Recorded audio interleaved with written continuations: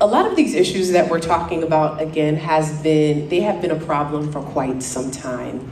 Our rec centers falling apart, the lack of access to resources for our youth and our young adults. So I got elected to City Council in 2017.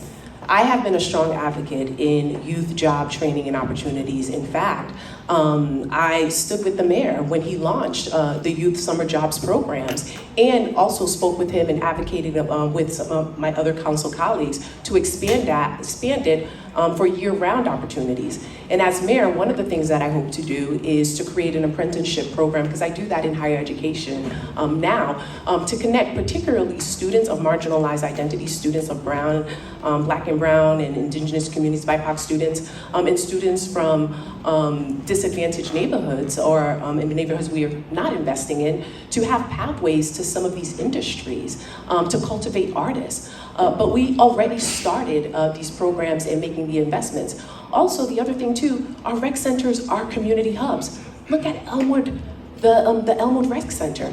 It has been in disarray for years. A few years ago, I went into Davy Loeb's Rec Center where it was flooded.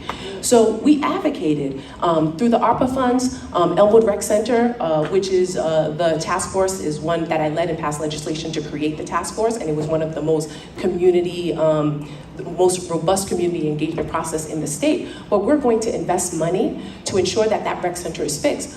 But one of the things that I will continue to do, I've done and will continue to do as mayor, is not just talk about these issues, but actually putting the dollars to fix these neighborhood hubs, because there are resources for families and communities. And even within our rec centers, we should have more coordinated programs in sports. We should bring in like the arts nonprofits, STEM programs or STEAM programs, creative writing, theater for our students. But we can do that through maximizing our partnerships. And I am a big supporter and fan of PASA.